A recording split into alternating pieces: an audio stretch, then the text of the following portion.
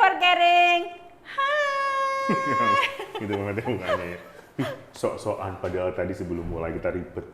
Ya, ini mic-nya mau ditaruh di mana? Hai Besti. Hai Besti. Nenenenenenenenenenen. Enggak, saya enggak tahu.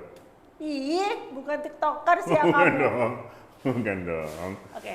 Saya nggak tanggap kalau masalah TikTok. Jadi di tanggal 12 ini. Wih, kemajuan. Kita tahu tanggal berapa. Mantep. Ngomongin apa sih? Tanggap darurat. Heh? Jadi Sekarang kan, ini? Oh ya. Jadi apa namanya? Ini ketahuan nih. Kalau nggak briefingnya gini. Jadi tanggap yang dimaksud di tema minggu ini adalah tentang reaksi dan reaktif terhadap sesuatu yang dirasakan oleh orang lain atau sebuah kebutuhan akan apa ya itu bisa komen, reaksi itu bisa verbal, bisa non-verbal, bisa direct fisik, bisa non-direct, ya gitu. Jadi itu yang kadang-kadang membuat orang tua dan anak itu clash. Nggak paham. Gini misalnya, anak pulang sekolah. Orang tua merasa supaya aku nih dianggap orang tua yang tanggap. Saya pulang sekolah deh, saya pulang sekolah. Ya, coba. Ma, ngapain aja hari ini bisa pelajarannya? Tadi kata Bu Guru ujian, yang jam mata pelajaran kedua, ketiga kamu nggak bisa ya? Kamu nyontek ya? enggak dong. Padahal. Mas, stop! Saya kualat nggak kalau gitu kira-kira? Bisa jadi iya, bisa jadi enggak sih. Tapi ini loh, maksudnya contohnya orang tua yang merasa dirinya harus tanggap reaktif terhadap si anak menjadi seorang individu yang malah kepo. Gengges ya sih? Gengges. Bahasa zaman sekarang tuh gengges. Kenapa? Satu, kalau dia tahu mata pelajaran kedua, ketiga, keempat kamu ujian tuh, berarti dia nanyain ke gurunya kan? Iya. Padahal ya belum tentu anak suka dengan itu. Dia kan belum cerita. Oh, oke. Jadi biarkan dia duduk dulu, ganti baju dulu, cuci dulu. Siapa tahu dia habis ngapain gitu kan? Main lumpur. Nah, atau habis lari terus keringetan. Ya biar aja dulu keringetnya itu kering. Jangan langsung dibombardir. Satu, misalnya. Tanggap lagi, misalnya si anak itu lagi putus cinta. Saya putus cinta. Kenapa harus kono sih, Mbok aku? Ya kan, narasumbernya situ ya. Kalau saya yang Aku soalnya pengen aku gitu loh yang drama. Selama ini kan selalu aku yang harus jawab, Mbok. Yo aku sing takon. Kamu pikir? Tuh kan terlalu tanggap Dia itu. pikir. Sebentar, saya harus membutuhkan teman-teman kameramen tanggap. Saya kok mencorot di mana-mana ya. Ayo tanggap, long shot. Saya kok kan nangis, saya putus cinta nih. Woi, putus cinta. Aku katanya suruh tanggap itu. Oh iya. Putus cinta aja. Tanggap dong, kan tanggap. Ayo toh. Oh ya. Nih tisunya kalau butuh. Oh tisu. Iya. Oh, kalau saya nangis putus cinta dikasih handphone cuma hal ini saya diem. Langsung nggak apa-apa. Putus aja tiap hari. Enggak dong. Yang sering dilakukan adalah tisunya diambilin, Oh iya gitu. Nah, tidak perlu seperti itu. Kenapa? Karena pada saat seseorang sedang galau, sedang bergejolak emosinya, sekali lagi support sistemnya itu hanya perlu mendampingi, tapi tidak involve terlalu dalam. Oke. Jadi ini tisunya. Ya. Mama di sini ya, wes nangis. Nggak mau pergi sana. Ya, mama di luar ya. Kalau sudah butuh mama, mama di luar. Ya. Kadang-kadang pada saat enggak, udah mama keluar, aku ini nggak dibutuhkan. Ikutan nangis ya. Gitu kan? Jadi ini kedua belah pihak loh. Terlihat nggak bahwa orang tua juga kadang-kadang terlalu lebay dalam tanda kutip merasakan atau bereaksi terhadap kebutuhan si anak. Kan saya berempati sebagai orang tua. Betul, berempati itu hanya cukup mendampingi, tidak masuk ke dalam area hak teritorial. Loh, yang tahu anak saya itu ya saya. Betul, itu yang dikatakan oleh banyak sekali orang tua. Ingat bahwa anakmu memang anakmu, tapi otak dan hatinya bukan milikmu. Bagus ya, bagusan. Dino tolong dong, ya terima kasih. Itu Dino ya. Saya suka merasa Dino tuh harus proaktif gitu. Kalau yang lain syuting di bagian ini cuma ada 2 orang. Jadi tepuk tangan tuh nggak kedengeran. Ada PA dia malah di luar ngobrol ngerumpi sama leadernya. Ya gitu. Oh jadi empatinya cukup, butuh empati jelas dong. Jelas, tapi tidak perlu kemudian terlalu bersimpati. Seolah-olah gue tahu banget lo gimana. Sampai kadang-kadang kita bilang, udahlah nggak apa-apa, dulu mamah waktu zaman sekamu. Exactly. Zaman sekamu juga putus cinta itu ya cuman sekarang aja rasanya, besok juga nggak apa-apa. Hei mah ya bu, bunda, umi, kan belum tentu si anak itu kayak mamahnya. Iya. Bener mukanya persis, tapi kan tetap dia sebagai individu yang berbeda dengan bapak dan ibunya. Saya paling jengkel ketika tanggapan seseorang begitu. Orang usah buat tunjuk-tunjuk aku. Kok disapu toh? Aku nggak disapu-sapu. Oke.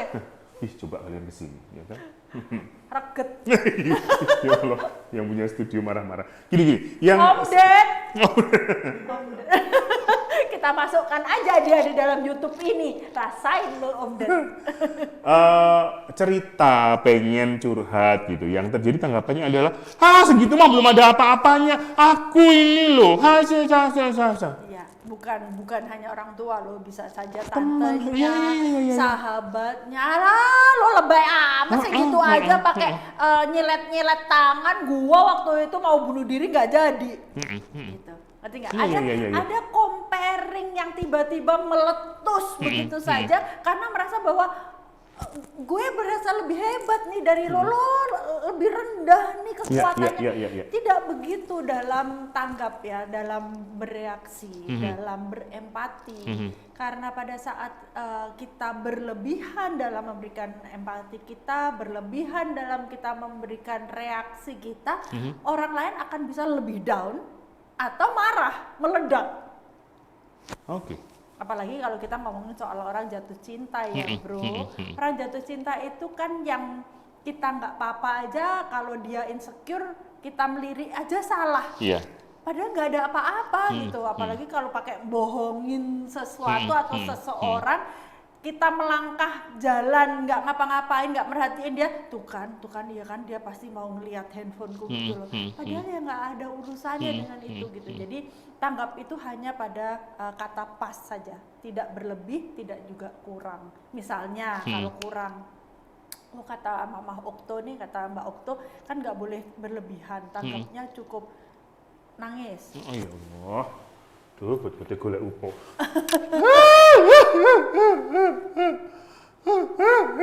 Mama pergi dulu ya. Assalamualaikum. Waalaikumsalam. Nih, ya. Oh ya, ditinggal pergi. Ya, ini kayaknya simple, tapi anak merasa ditinggalkan dalam kondisi dia terpuruk, dan ini bisa sampai nanti zaman dia sudah dewasa atau dewasa tua bahwa dia merasa gue nggak punya siapa-siapa. Sering nggak dengar gue ini di antara banyak orang tapi rasanya gue sepi. Begitu kita menarik akses baik di dalam hipnoterapi maupun di grafologis maupun di konseling, ternyata ujungnya sama. Suatu ketika ternyata pada saat saya merasa marah atau sedih, saya malah ditinggal pergi.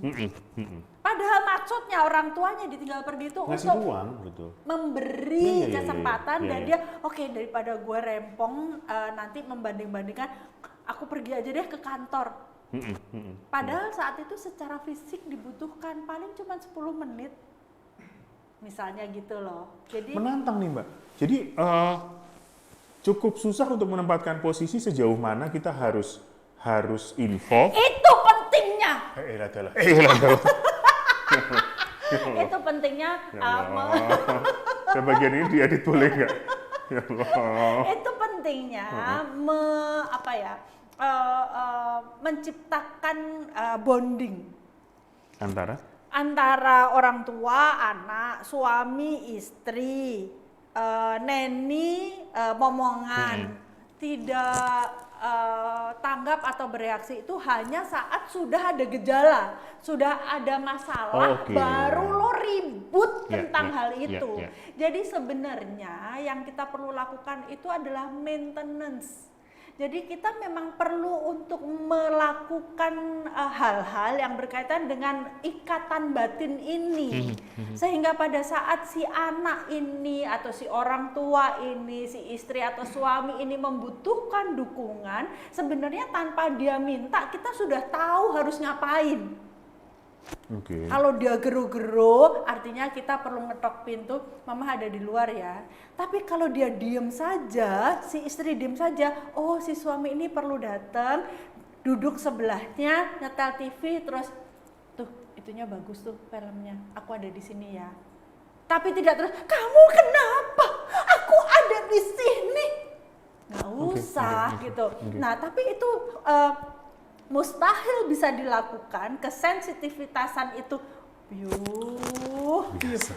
luar biasa. Biasanya ini soalnya saya kalau setiap kali ngomong itu cantol untung. Nah ini mulus ya, kesensitivitasan. Cakep. Terima kasih Dio. Terima kasih Dio. Dia tuh. Dio lagi Dino. Dio itu adalah kakaknya. Adiknya namanya Dili. Pokoknya satu keluarga di dalam podcast kita ini kita sebut aja semua. Iya benar. Jadi Dio, Dino, Dili. Kenapa nggak nyambung sih? Anaknya Om Ded. Kenapa nggak nyambung adiknya namanya Dili? Hah? Maksudnya? Kan Dio, Dino, Dili. Dinon? Yo nggak cocok. Kan Dio. Dio. Ketambahan N. Dino. Kita nggak penting deh bahas namanya, Dio, terserah. Dino, Dinoli. Ya, ini ya. Maaf ya. Nah, tadi kan sudah bapaknya Om Ded, ibunya harus disebut toh. Dong. Namanya Au. Nah, Au itu adalah kakakku. Ini sebenarnya kan podcast ini memang untuk membahas terahku toh. Kita kooperasi sebenarnya dari kita untuk kita. Gitu. Jadi tanggap bagi orang tua itu tidak hanya pada gejala saat sudah ada masalah, tapi sebelumnya kita perlu maintenance. Biar kita bisa tanggap juga membacakan tulisan tangan teman-teman yang sudah dikirimkan di episode lalu. Satu pertanyaan terakhir Mbak, sebelum kita masuk ke membacakan analisa goyang tangannya. Saya nggak kebayang bagaimana menerapkan si tanggap ini pada anak yang bayi lah yang belum tahu. Pada saat bayi menangis, tidak selalu harus langsung digendong. Oh gitu. Itu tanggapnya tuh, oh berarti sudah dewasa. Tidak, pada saat bayi pun seperti itu, nangis jeder, datangi, mama udah ada di sini. Kadang-kadang si bayi hanya mencari ibunya atau orang yang dia kenal. Oh gitu. Iya, untuk bersuara. Lah waktu-waktu bayimu kayak Waduh, zaman bayi saya itu sudah zaman kapan? Gitu loh.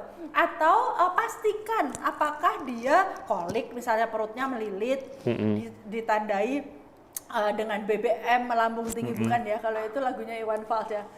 Tandai dengan BBM melambung tinggi, apa ya itu? Umar Bakri. Usia. Dino juga nggak ngerti. Nggak ngerti itu kan? Yang ngerti cuma Om Ded. Ya sayangnya udah nggak ada lagi. Jadi pada saat dia menangis kita perlu memastikan dulu, bersuaralah dulu, kemudian pastikan apakah popoknya basah, apakah dia pup, apakah sekedar dia bangun dari tidur. Orang kan bangun dari tidur melek tuh, hah kok nggak ada siapa-siapa, bayi kan nggak utuh kan dalam melihat view-nya. Nah jadi bersuaralah dulu. Siapa misalnya namanya Daniel, oh bangun, kenapa nak, kenapa Nil, nih mama ada di sini. Pasti diam tuh si bayi. Kalau memang itu yang dia butuhkan. Betul. Kalau Oke. ternyata dia bangunnya sudah lama dan mamahnya nggak ngerti masih sibuk di mana, kemudian dia menangis dan dia ngelak, Haus. ya dia akan tidak berhenti dengan mendengar suara mamahnya atau Oke, papahnya. oke. Dia akan terus, oe, tetap pastikan apakah popoknya basah atau tidak. Kalau enggak, mau minum susu, bukan langsung diambil, celop aja.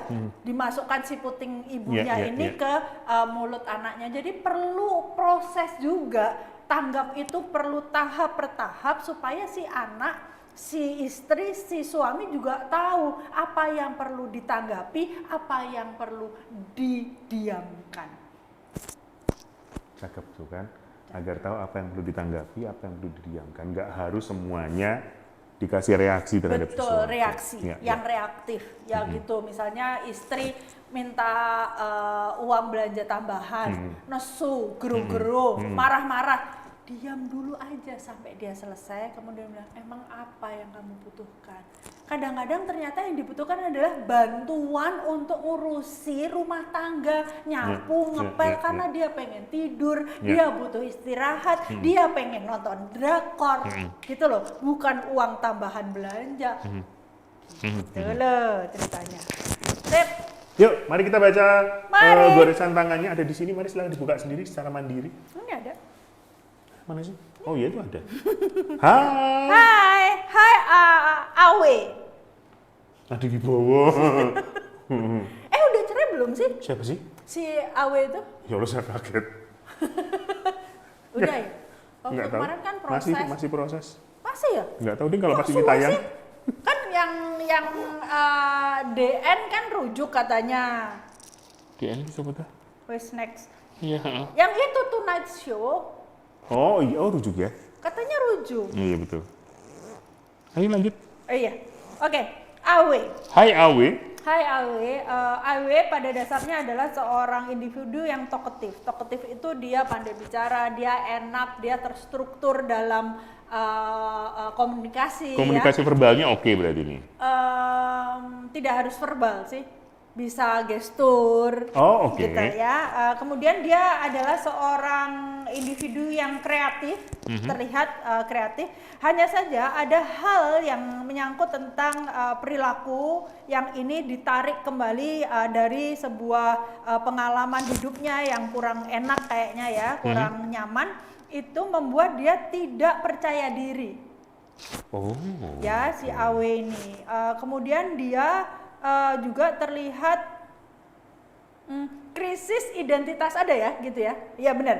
Jadi dia krisis identitas. Artinya jati dirinya dia yang sebenarnya untuk usia saat ini, Awe ini belum menemukan secara keseluruhan, Contoh, secara sempurna. Contoh.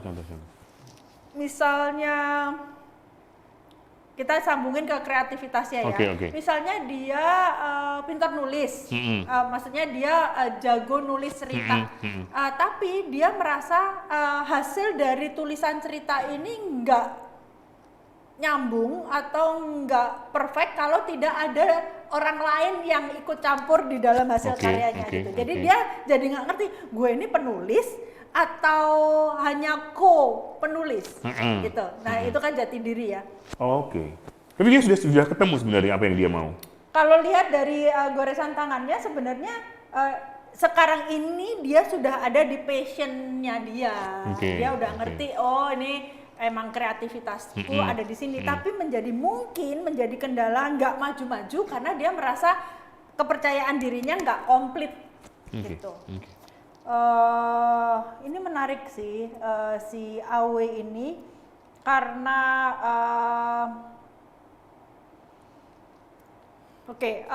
tadi kan aku bilang ya jati dirinya belum komplit. Nah ada sesuatu pengalaman yang lampau yang membuat dia menjadi irritable, dia menjadi sensitif terhadap hal-hal yang berkaitan dengan pengalaman buruk tersebut.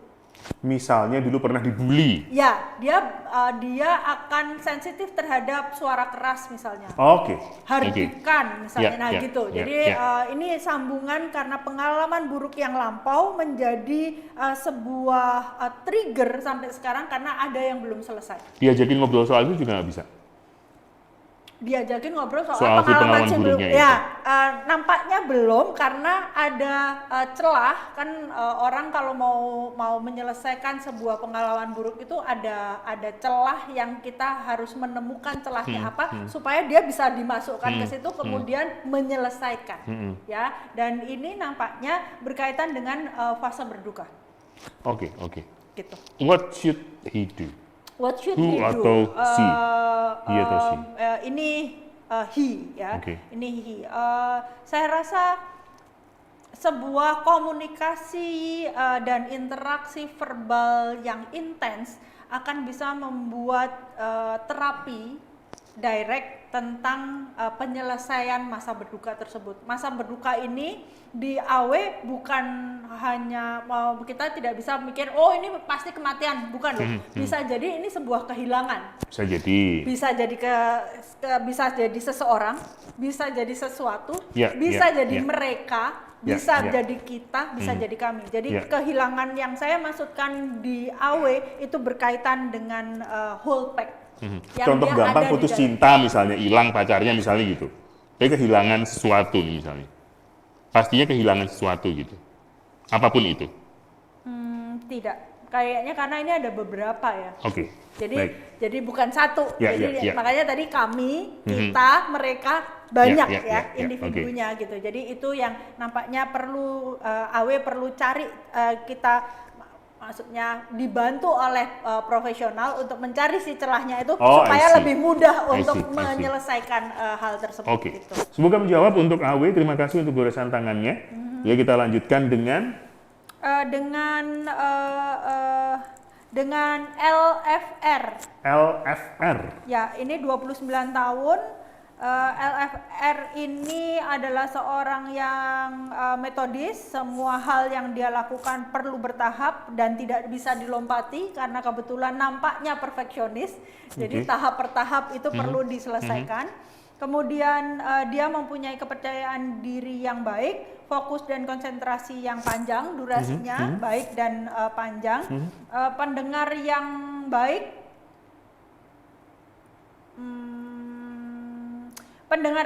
hanya saja kadang-kadang dia merasa repress itu tertekan terhadap situasi dan kondisi lingkungannya, komunitasnya. Misalnya dia masih kuliah misalnya, di dalam komunitas perkuliahan itu dia kadang-kadang merasa tertekan. Di semua tempat atau hanya salah satu? Tidak, hanya di sebuah komunitas. Jadi Oke. hanya di satu lingkungan Ya. yang nampaknya membuat dia merasa kecil. Padahal dia seorang yang percaya diri. Kemudian dari tanda tangannya terlihat bahwa LFR itu sampai sekarang berusaha sekali untuk menghapus sebuah cerita dalam kehidupannya sampai usia 29 tahun ini. Jadi ada di awal-awal fase kehidupannya dalam berkembang, berperilaku, tumbuh kembang psikologis, dia merasa perlu menghapus itu. Dia sadar nggak bahwa Sadar. dia harus menghapus itu? Dia sedang berusaha untuk menghapus. Jadi dia tahu sebenarnya kisahnya yang mana yang mau Kisahnya, dihapus. yang Oke. mana yang dihapus. Ini mungkin yang menjadi repress tadi. Kenapa? Karena kalau ini misalnya kasus bullying, itu tidak bisa dihapus. Bisanya adalah dipersepsikan yang baru, digali oke, siapa oke. yang melakukan, kemudian diasumsikan sebagai sebuah motivasi, dan itu pekerjaan profesional, yaitu hipnoterapis atau psikolog. Kadang-kadang soalnya gini Mas Daniel, sering ditanya perlu psikiatri atau psikolog. Saya selalu berusaha untuk memberi anjuran dari profesional yang awal, yaitu hipnoterapis atau psikolog dulu. Secara profesi kami dididik untuk menganamnesa, menggali dulu, kemudian menganjurkan, oh ini kita perlu untuk hanya sampai di kita, jadi konseling itu, terapi psikologis itu nggak bisa sekali, nggak bisa kayak minum obat, kita flu minum obat selesai, enggak, atau kita nggak bisa tidur minum penenang terus selesai, enggak gitu. Tapi berkesinambungan. Ini saya juga ingin mengajak semua teman-teman teman-teman untuk mengenali tentang konseling. Pada saat kita merasa lebih baik, saat kita sudah ketemu psikolog atau hipnoterapis atau bahkan psikiatri 2-3 kali, jangan berhenti sebelum hipnoterapis, grafologis, psikolog dan psikiatri ini memanjangkan interval atau berkata seperti ini. Kembalilah ke saya saat kamu membutuhkan untuk konseling kembali. Artinya, kalau masih intervalnya ditentukan, berarti kamu belum sembuh seutuhnya. Oh, I see. Jadi kadang-kadang kan orang gitu ya, oh enggak kok aku udah baik kok, aku tenang, aku sudah ini. Padahal ada bahaya laten pada saat itu berhenti di tengah jalan. Ini yang kemudian relapse atau recurrent. Betul. Gitu. Ini kan sebuah edukasi tentunya ya, podcast ini untuk semua. Jangan lupa saya dengan lantang menyebut bahwa saya adalah klien psikolog karena saya bipolar. Itu kenapa saya betul-betul mengajak para teman-teman yang merasa mempunyai masalah dalam psikis ya, yang perlu bantuan profesional, apakah itu hipnoterapis, apakah itu psikiatri, apakah itu psikolog, untuk menjalani terapi, trust terhadap terapisnya secara berkesinambungan yang membutuhkan komitmen yang tinggi, ya kan? Benar nggak, Mas? Betul. Dan sebagai klien juga saya pengen menambahkan bahwa mencari profesional dari pihak ketiga itu sangat cocok-cocokan gitu. Jadi kalau misalnya direkomendasikan siapapun, mau ketemu siapapun, cobain dulu, ngobrol dulu. Kalau nggak cocok, nggak apa-apa, cari lagi. Betul. Ya, bukan berarti profesional yang kemudian didatangin pertama, kedua, ketiga, kemudian yang cocok keempat, 1, 2, 3 ini tidak berkompeten.